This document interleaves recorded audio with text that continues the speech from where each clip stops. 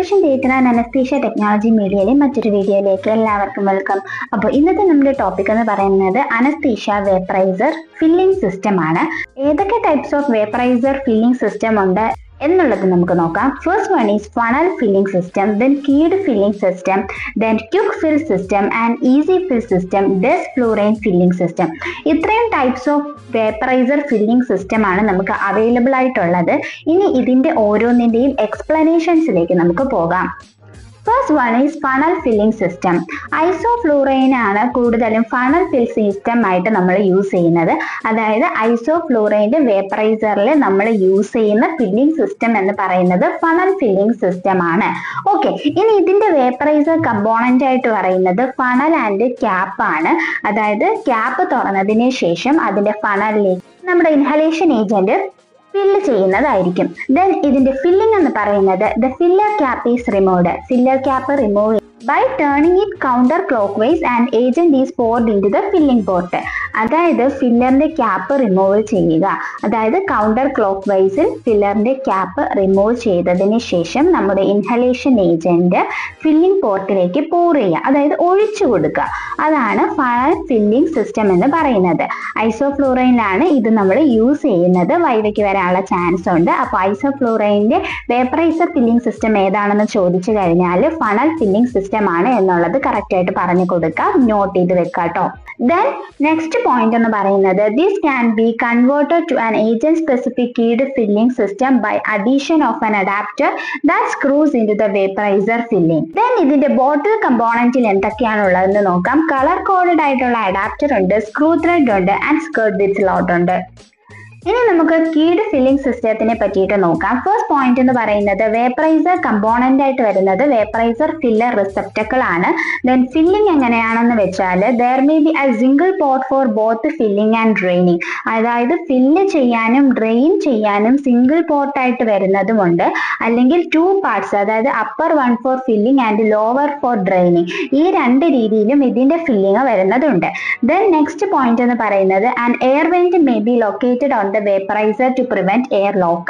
Air lock prevent ചെയ്യാൻ വേണ്ടിയിട്ട് ഒരു എയർ വെന്റും ഇതിൽ ലൊക്കേറ്റഡ് ആയിട്ടുണ്ട് വേപ്പറൈസറിൽ. ദെൻ ബോട്ടിൽ കമ്പോണൻസിൽ വരുന്നത് കളർ കോഡഡ് ആയിട്ടുള്ള കോളർ ഉണ്ടാകും.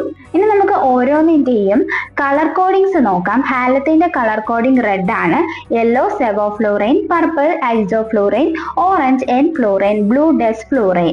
ഓക്കെ, അപ്പോൾ കളർ കോഡിങ്സ് ഇമ്പോർട്ടന്റ് ആയിട്ടുള്ള കാര്യമാണ്. വൈവയ്ക്ക് വരാനുള്ള ചാൻസ് ഉണ്ട്. നിങ്ങളെ നോട്ട് ചെയ്ത് വെച്ച് പഠിക്കാൻ ശ്രമിക്കാം കേട്ടോ. പിന്നെ ടോട്ടൽ കമ്പോണൻസിൽ വരുന്ന മറ്റ് രണ്ട് ഇതാണ് സ്ക്രൂ ത്രെഡും സ്കേർട്ട് വിത്ത് സ്ലോട്ടും. Okay, problems with keyed filling system. ഈ കീഡ് ഫില്ലിംഗ് സിസ്റ്റത്തിന് എന്തൊക്കെയോ പ്രോബ്ലംസ് ഉണ്ട്, എന്തൊക്കെയാണ് എന്നുള്ളത് നമുക്ക് നോക്കാം. Liquid can leak if the keyed component into the vaporiser is not tight. വേപ്പറൈസറിലെ കീഡ് കമ്പോണന്റ് ടൈറ്റ് അല്ല എന്നുണ്ടെങ്കിൽ ലിക്വിഡ് ലീക്ക് ആവാനുള്ള ചാൻസ് ഉണ്ട്. The next problem എന്ന് പറയുന്നത് vapour can leak if drain valve is not closed.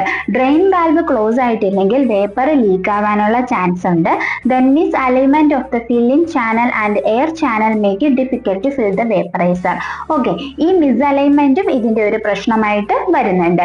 Then quick fill system, അതിനെ പറ്റി നമുക്ക് നോക്കാം. It is used for only sevoflurane. സെവോഫ്ലൂറൈനാണ് ക്വിക്ക് ഫിൽ സിസ്റ്റം യൂസ് ചെയ്യുന്നത്. വൈവയ്ക്ക് ചോദിക്കാം സെവോഫ്ലൂറൈൻ വേപ്പറൈസറിൽ യൂസ് ചെയ്യുന്ന വേപ്പറൈസർ ഫില്ലിംഗ് സിസ്റ്റം ഏതാണെന്ന് ചോദിച്ചാൽ ക്വിക്ക് ഫിൽ സിസ്റ്റം ആണെന്ന് പറഞ്ഞു കൊടുക്കുക. ദെൻ ഇതിന്റെ ഫില്ലിംഗ് എങ്ങനെയാണെന്ന് നോക്കാം. The bottle is pushed into the vaporiser component as far it will go and held firmly in place. നമുക്കറിയാം, നമ്മൾ സെവോഫ്ലൂറൈന്റെ ഇൻഹലേഷൻ ഏജന്റ് ബോട്ടിൽ എടുത്തതിന് ശേഷം അതിന്റെ ഫില്ലിംഗ് പോർട്ടിലേക്ക് നമ്മൾ ക്യാപ്പ് റിമൂവ് ചെയ്തതിന് ശേഷം പ്രസ് ചെയ്താണ് കൊടുക്കുന്നത്. അതനുസരിച്ച് അതിന്റെ ഗ്ലാസ് ബോട്ടിൽ നമ്മൾ നോക്കാണ് ചെയ്യുന്നത്, അത് ഫില്ല് ചെയ്യുന്നത്. അങ്ങനെയാണ് സെവോഫ്ലൂറൈൻ നമ്മൾ ഫില്ല് ചെയ്യുന്നത്. അതുകൊണ്ടാണ് ഇതിനെ ക്വിക്ക് ഫിൽ സിസ്റ്റം എന്ന് പറയപ്പെടുന്നത്. Then draining. ഇതിന്റെ ഡ്രെയിനിങ് എന്ന് പറയുന്നത് drain attachment is fitted to the bottom to which the bottle is inserted. The next filling system എന്ന് പറയുന്നത് ഈസി ഫിൽ സിസ്റ്റം ആണ്. Used in all tech 7 vaporiser. Tech 7 വേപ്പറൈസേഴ്സിനാണ് easy fill system ഉപയോഗിക്കുന്നത്. അപ്പൊ easy fill system ഉപയോഗിക്കുന്നത് ഏത് വേപ്പറൈസറിനാണെന്ന് ചോദിച്ചു കഴിഞ്ഞാൽ ടെക് 7 വേപ്പറൈസർ ആണ് എന്നുള്ളത് ഓർത്ത് വെക്കുക. വൈവയ്ക്ക് ചോദിക്കാനുള്ള ചാൻസ് ഉണ്ട്.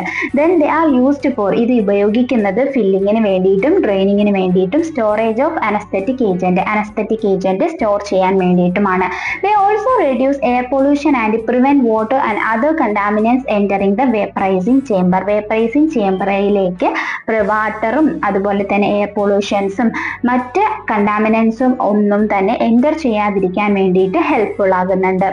The next filling system എന്ന് പറയുന്നത് ഡെസ്ഫ്ലൂറൈൻ ഫില്ലിംഗ് സിസ്റ്റം ആണ്. യൂസ്ഡ് ഇൻ ടെക് 6 വേപ്പറൈസർ ആണ്. ഇതും വൈവയ്ക്ക് ചോദിക്കാൻ ചാൻസ് ഉള്ള ഒരു ക്വസ്റ്റ്യൻ ആണ്. ഓക്കെ, ദ നെക്സ്റ്റ് പോയിന്റ് എന്ന് പറയുന്നത് if the or ring on the bottle is damaged or missing agent may leak during filling. Okay, അതിന്റെ ഓർ റിംഗ് എന്ന് പറയുന്ന ഒരു റിംഗ് ബോട്ടിലുണ്ട്. അത് ഡാമേജ് ആവുകയോ മിസ് ചെയ്യുകയോ ചെയ്ത് കഴിഞ്ഞാൽ അതിൽ ലീക്ക് ഉണ്ടാകാനുള്ള ചാൻസ് ഉണ്ട്. അപ്പോൾ നിങ്ങളുടെ ഹോസ്പിറ്റൽസിൽ ഏത് വേപ്പറൈസേഴ്സ് ആണ് യൂസ് ചെയ്യുന്നത് എന്നുള്ളത് കമന്റ് സെക്ഷനിൽ പറയാട്ടോ. അപ്പോൾ ഇത്രയുമാണ് നമ്മുടെ ഇന്നത്തെ ടോപ്പിക് എന്ന് പറയുന്നത്. വളരെ ചെറിയൊരു ടോപ്പിക് ആയിരുന്നു. ഇനി നമുക്ക് ഏതൊക്കെ ടോപ്പിക്സ് ആണ് എടുത്തു തരേണ്ടത് എന്നുള്ളത് നിങ്ങളൊന്ന് കമന്റ് സെക്ഷനിൽ പറയാം. മാക്സിമം ഡിലേ ആക്കാതെ എടുത്തു തരാൻ ശ്രമിക്കുന്നതായിരിക്കും.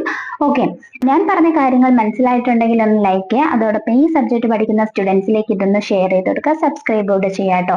നെക്സ്റ്റ് ടോപ്പിക്കുമായിട്ട് നമുക്ക് ഉടനെ തന്നെ കാണാം. അതുവരേക്കും ഓക്കെ, ബൈ, താങ്ക് യു.